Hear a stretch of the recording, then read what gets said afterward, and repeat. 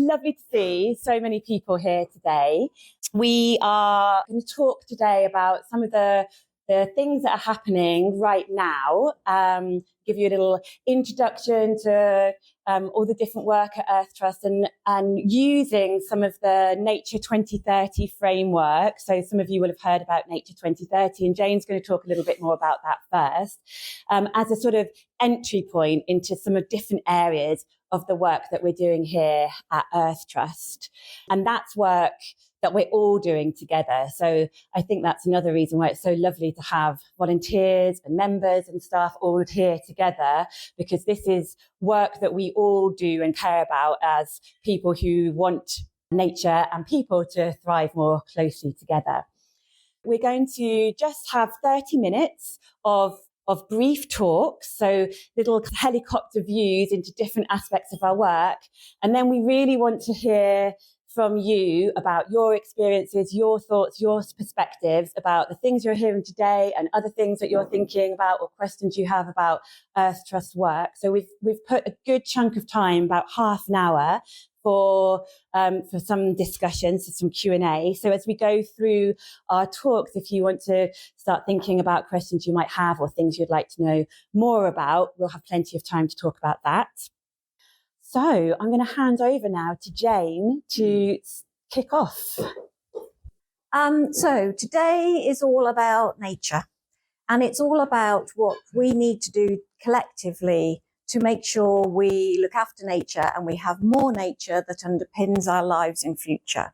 Now, I know you who are supporters of the Earth Trust already know the importance of nature, but I just want to reiterate our purpose as an organisation.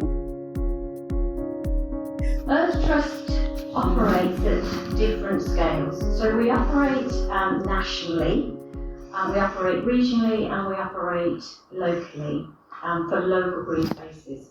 And that's a transition that we've made over the last couple of years. So we have recognised with our new strategy that it is no longer really good enough to provide local green spaces for everyone to enjoy. What we need to do to make sure we achieve our purpose, and our purpose is that everybody should be able to access green spaces on their doorsteps and benefit from them. In order to do that, what we need to do is to operate at different scales. We've purposefully gone out and identified networks that can make a difference, and we've purposefully joined networks nationally and regionally so that we can take our learning, our practical experience, our lived experience of what it's like to manage green spaces, and we can use those demonstrations to influence so that the UK achieves that target to reverse the loss of biodiversity by 2030. And one of those networks we've joined is Wildlife and Countryside Link, and this is a national network, conservation network of 80 organisations, more than 80 organisations actually, and we believe that by working together we will be able to really make a difference. And as the Earth Trust, we'll be able to make more of a difference than we are able to make on our own in South Oxfordshire. I don't know whether you're aware, but we are likely to have an election next year.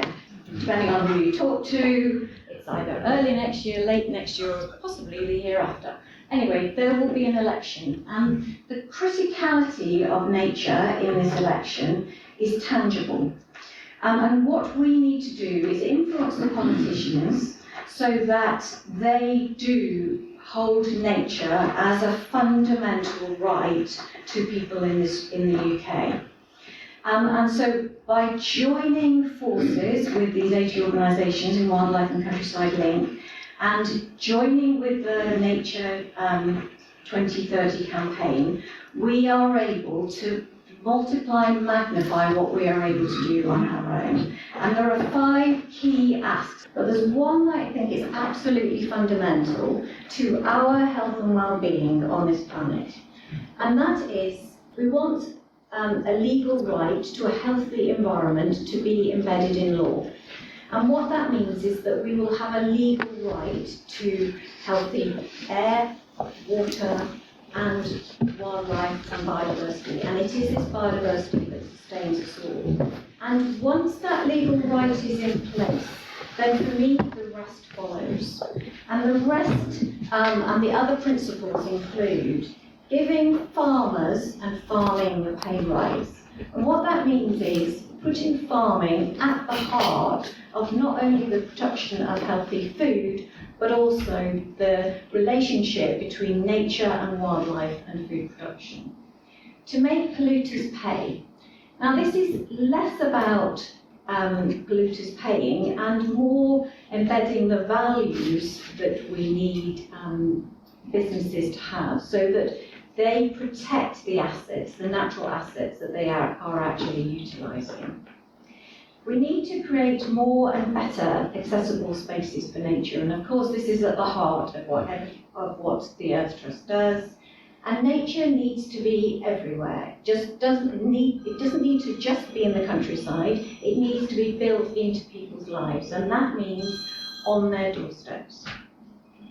And we need to create and we need to invest in the green skills of the future. And it isn't purely about young people, it's about us all understanding our role in the natural world and how we are going to protect it in the future. So you've seen this campaign. We are working nationally, but we're also working locally. So we have combined forces with organisations like Wild Oxfordshire, CPRE, BBOUT, and we are advocating a more joined-up approach to this campaign locally. But as you know, Earth Trust's experience, and I suppose its forte, is in knowing what it takes to care for nature locally, knowing what it takes to put nature in place, and knowing what it takes to actually care for it in the future. And so this morning is all about really getting under the bonnet of the Earth Trust in terms of some of the projects that we're currently doing. And I would stress, in 20 minutes, we can't explain everything about everything that we're doing. But just really understanding and getting a little bit of more understanding that you probably have already in terms of what we're doing day to day to put nature at the heart of everything that happens in the UK.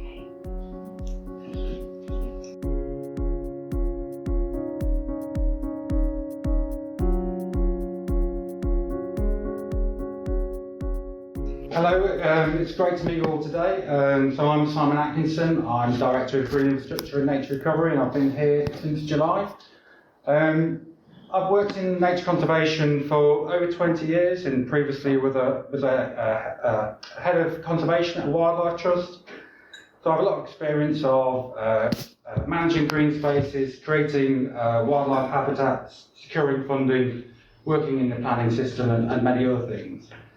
I'm really excited to be here at Earth Trust. It's a fantastic place with fantastic people. I've been made to feel very welcome. What really excited me about coming here was the range of work that we do, the unique approach of managing green spaces, producing food, managing for wildlife, for people's access, all happening in one place.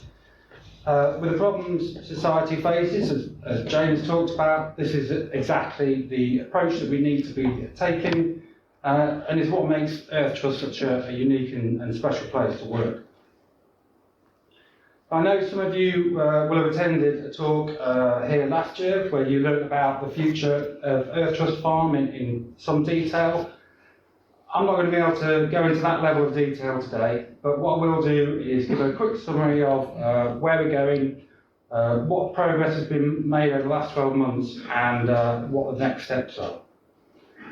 So the landscape here at Earth Trust is undoubtedly special, packed full of heritage and wildlife, and obvious how much it's loved and visited. But what's also abundantly clear is how much work has been done by staff and volunteers over the decades to continually improve the landscape for wildlife and people. We have ambitions to go even further than this, though, and we want to become an exemplar, a demonstrator of how evidence-informed approach to farming, to ecology, and to how people use a landscape can achieve so much more to tackle the biodiversity, climate, and well-being crises. Our ambition for the farm is therefore a future where we produce high-quality food, whilst also continually improving the landscape for wildlife and people. This is going to take time, and we're working on a long-term and detailed plan. But some really important first steps have been taken over the last 12 months.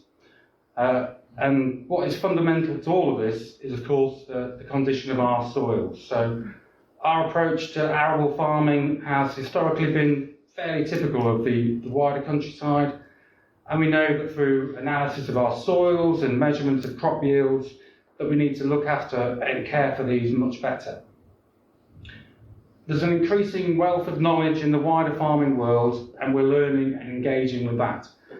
We're increasingly working with a range of partners such as the Centre for Hydrology and Ecology, and have recently applied for a new countryside stewardship scheme. And this will see significant changes to the way we farm our land. One of the main things that will change as soon as next month is our approach to grazing. So conservation grazing is a critical part of managing the landscape, with this being one of the main reasons why some of our grasslands support so much flora and fauna. But we've been assessing how effective our grazing has been, and have come up with a regime which is much more precise. So in the next few weeks you'll see many more sheep across the farm, and these will be grazing some of our grasslands for more defined periods of time and at much more precise stocking densities. The sheep will graze down and open up the sward over the winter, and next year we'll see much healthier and more rich grasslands. But what you'll also see is sheep starting to graze some of our arable fields. This is something that's becoming a much more important part of our management and has been put in place to return fertility to the soils and reduce weed burdens for next year's crops. We'll also be sowing herb and legume lays on some of our arable fields that have high numbers of weeds like blackgrass and charlock, and these will be in place for 3 years or so and help us get on top of the weeds without using high levels of chemicals, and also increasing fertility and helping to lock up carbon. So although much of our arable land will be sown with wheat over the coming year, you'll also notice many more cover and catch crops. So these are short-term mixes of a diverse range of species that will help retain nutrients, prevent soil erosion and improve soil structure, whilst again reducing weeds and the need for chemical inputs. Longer term, we'll be putting a much more diverse range of crops and a much more complex rotation in place. This will include heritage varieties, blends and intercropping. Intercropping essentially being the growing of different crops such as beans and wheat in the same field at the same time, helping to provide crops with more nutrients and manage pests. So another critical part of our landscape is our trees and woodlands. And our senior ranger Tim has been doing some really great work over the last year to understand the resource that we have and how we manage this in the future. We have a nationally important resource here in Paradise Wood, and with support from our volunteers, Tim has been undertaking detailed research to map and log what we have, and has been working with organisations such as Future Trees Trust and Forest Research. Because of this, we know that many of the important trials are ongoing, looking at things like hardwood production and disease resistance. But some of these have come to an end, giving us an opportunity to begin entirely new partnerships and trials, potentially putting us at the forefront of securing trees and woodlands in our landscape in the face of climate change and unprecedented threats from pests and diseases. So bringing both trees and our farming together, some of you may have heard of previously about our Bessie's Field project. And for those of you that don't know, Bessie's Field is the arable field just below Castle Hill that we purchased a couple of years ago. And we've applied for funding to deliver a really exciting project here, where we'll be trialling an agroforestry approach. That is, growing both arable crops and grazing animals amongst newly planted trees. This will see us collecting data and sharing our learning on the benefits of this approach, giving us a deep understanding of how integrating more trees into the landscape can bring benefits for the production of food, wildlife and carbon capture. We'll find out early in the new year if our application has been successful, and working with our dedicated volunteers, hopefully that project will begin as early as next spring. So our supporters, you, our volunteers and members, have always been a crucial part of our work, and frankly we wouldn't be able to do any of this without you. And more than ever, we want to hear about your knowledge of this landscape and what it is that you think we should be doing to improve this in the future. So one significant piece of work that we started is a master plan for the future of the farm, and this will consider how the landscape may change over the coming years, with everything from new habitats, new access routes and improved infrastructure. I've already spoken to a number of volunteers about this, and the amount of knowledge you have and the passion felt is really clear. So it's important that we hear from you, and there'll be opportunities over the coming months to talk to us and give us your ideas about what the future of Earth Trust Farm might look like. So I also wanted to talk today a little bit about our community reserves. So these are as critical to our mission as the farm, and we want to build on the success of managing these so that everyone has access to high quality green space. Some of you will know that these spaces are managed in partnership with other organisations, and those such as Abbey Fish Ponds and Mowbray Fields we manage on behalf of local councils. So we're currently awaiting the outcome of a tender to manage 5 of our existing sites and 2 new ones for the next 5 years. We should know the result of this very soon, and we're hopeful of success, and we've already been planning to make sure that we hit the ground running. We'll have dedicated rangers for each reserve who are working with existing volunteers and local communities, continuing to manage these to a high standard and making sure that people can benefit from visiting them. Beyond this, we plan to work with even more people at other green spaces, and in the last year we've written management plans and for other sites and been providing services such as grass cutting and fencing, etc. on sites that we don't manage. So we plan to build on this and be offering much more advice and services to green space across the region, to a range of groups, local councils, businesses, etc. And we also plan to extend this to work with developers and provide advice on the design of green spaces for the rapidly growing communities of Oxfordshire. So I just want to finish and say how great it is to be here, and how I've enjoyed meeting many of you and more, and enjoyed meeting more of you today. So thank you very much.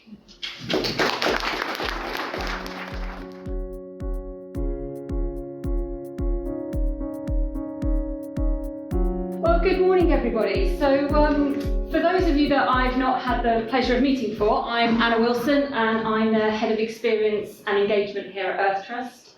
I've been here about 18 months in this role, and I want to tell you a little bit about some of the work that we've been doing. But that word engagement is really, really crucial. As James already introduced, part of Earth Trust's mission is to champion access and engagement with natural green spaces for everyone. So it's at the heart of what everybody at Earth Trust does, and that's our staff, our volunteers, our members, our supporters, you. So it's something that all of us are doing. But I wanted to include a slide that shows a little bit more about the layers of different types of engagement that we have with our sort of visiting audiences to our spaces. And it starts at the very heart, experience at our own green spaces, which is the sort of 500 hectares that we have around Earth Trust Centre, the clumps and the farm, but also our community reserves. And then the layers of engagement that go above that, we have our public programming, which many of you have visited, been part of, helped us deliver. We have our layer of environmental education. And then we also have the community engagement that we do, where we go out and meet audiences, maybe in their own spaces, working beyond spaces that we care for, and with different audiences that don't automatically engage with us here where we are. And for today, I wanted to introduce a couple of the different ways in which we engage with some key audiences through our work. And these are the areas of our work that most closely align with those Nature 2030 priorities that Jane introduced. And those two areas that we're looking at here are green skills development and the right to a healthy environment. So I'm going to talk a little bit about our environmental education programme and how that's been developing and helping people with their green skills. And I want to talk a little bit about an example of a community engagement project that we've been working on. So I'm going to start with education here at Earth Trust, something that I'm sure lots of you are very familiar with and aware of. Earth Trust has been delivering environmental education for school children for decades. It's very much what the charity has always delivered, and we've got years and years of experience of doing that. But just over a year ago, we set about developing our offer and sort of evolving and revitalising our education programme, building on that wealth of experience, but also responding to Earth Trust's new strategy, which had just been launched, and also things like our new Earth Lab building and the facilities that provided for us, and the surrounding garden around it, but also those current demands and needs of the learners that we work with. So today, we now have 3 strands to our sort of revitalised education programme. So we have our Earth School offer, which is built on that offer that has always been there for school children. This is our full-day school visit offer, where students come out mostly from mainstream schools, but students of any ages, and they come to Earth Trust for a day and learn about different topics that are linked very much to what the teachers are teaching them through the curriculum. And so we developed our suite of sessions that schools can choose from to come here, including sessions that focus particularly on living world, people and planet, and the team have worked really hard to get some of the science, technology, engineering and maths, those STEM elements, really strongly coming out of that programme. And we also have lots of sessions now that look at that sort of fascinating human history that the landscape around this space allows us to explore. And this is a really successful programme, Earth School. And I'm sorry that none of the education team themselves could be here today to tell you more about it, but we do actually have on site sort of 61 children arriving any moment now to learn all about the Anglo-Saxons. So you might even see a few of them coming to use the toilets in the courtyard shortly. So that is happening, and that is happening as we speak. The second strand of our schools programme, or our education programme, is Earth Skills. And this is all the skills-focused learning that we do, and that could be for young people through to adults as well. And this programme includes the long-running Countryside Skills programme, which many of you might be aware of. Again, this is a programme that Earth Trust developed a couple of decades ago now, and this brings GCSE-aged students to us weekly to work on a range of skills development around the farm. And now we have our newly developed education kitchen garden, which if you haven't visited, I really recommend going and exploring that space. Just as though you were to take the path down to Broad Arboretum beyond Earth Lab, we've got a new developed space for our education users to learn about growing and caring for vegetables. And our Countryside Skills programme has been really successful and really transformative. That opportunity for students to come back and engage with us on a week after week basis is very powerful. But this programme also has to sort of move with the times as well, and certainly we're finding more and more that schools can't commit to that year-long programme. So, for instance, this term we are trialling a sort of a half-term long programme with students, so that they will come for us on a weekly basis for sort of 8 to 9 weeks from a school, work on an intense set of skills, again around green skills, working around the spaces, and then the following term a different set of students can come. So looking at ways that we can reach more students that way. The third part of our education programme is Earth Explorers, and this is a sort of more informal, experiential learning offer. And it includes the engagement that we do with young people from special schools. We have a number of those that visit us with students with some of them very complex needs, and they come to us weekly and enjoy some of the calmer, more reflective spaces on our site, again around the Earth Lab garden, but also taking walks down to places like Broad Arboretum. And Earth Explorers also includes some of our more informal learning sessions, such as our Little Acorns programme, which has been set up to welcome younger children, sort of under fives, and their families at half terms and holidays to come and learn and enjoy the space and start having those first steps into engaging with green spaces. So we're very proud of our education programme. It's still evolving, but it's in a really strong place, and we couldn't do it alone. So we have a really great team of education volunteers who support our delivery. But we also obviously have money from donations to Earth Trust, from our fundraising appeals, from memberships. This all enables us to carry out this work. And we've also been supported over the last couple of years by a number of key funders, including the Lucy Group, Beard, and a foundation called the Brickability Foundation, who are based in Reading. And they have all given us grants which have enabled us to either partially or fully subsidise visits for schools where they would not otherwise be able to afford to come to us. So we're really, really grateful for all of this support. I now want to switch and talk about a different strand of our engagement, and this is an example of a community engagement project that we've been working on. We know from research that there are clear inequalities in opportunity for engagement with nature.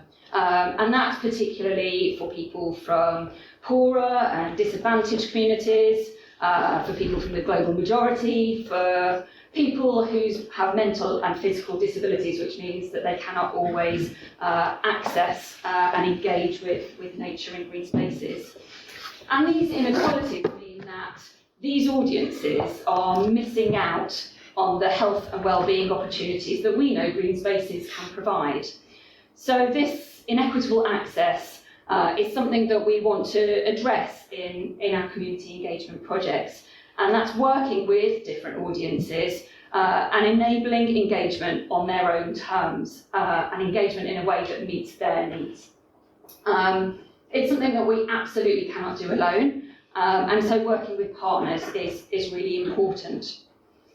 So the project I wanted to talk to you about is our Growing Places project, and it was developed in partnership with Oxfordshire Aspire, who are another charity who you may all already be aware of, but they support people into and towards employment and housing, as that's the most powerful way to break the complex cycles of homelessness, reoffending and poverty.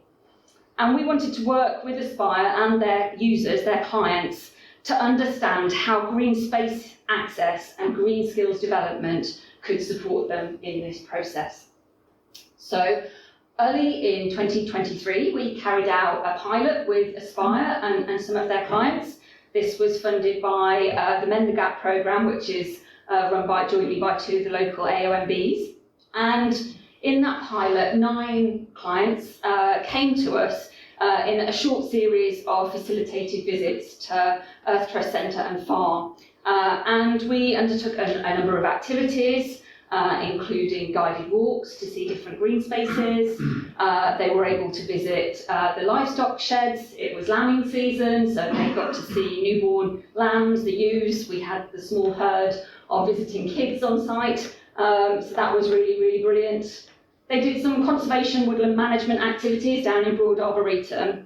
And importantly, we spent quite a lot of time actually up here in Plum Tree Cafe, sort of workshopping ideas and trying to identify what visits to different green spaces could mean to them and how they would want to engage with us going forward in a bigger project. Aspire carried out a lot of evaluation with this group, which indicated some provisional, really positive results. So 70% of the respondents that came on that project showed an increased sense of life satisfaction. 90% of respondents said that they felt more worthwhile.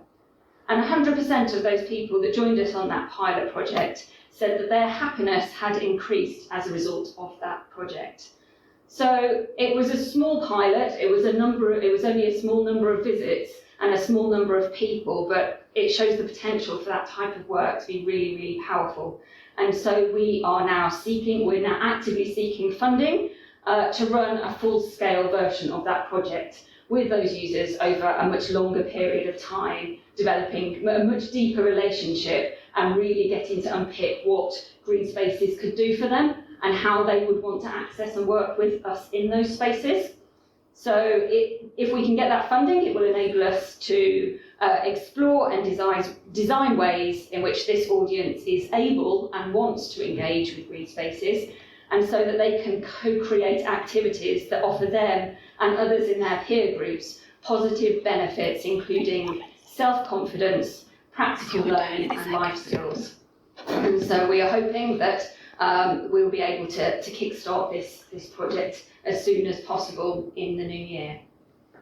So I'm going to stop there. There's lots more I could say about some of the other things that we're doing, and we have got a Q&A session to follow, but hopefully that gives you a little insight into some of the ways in which Earth Trust is working on some of those areas of the Nature 2030 campaign on green skills and championing the right to a healthy environment for everyone. So thank you.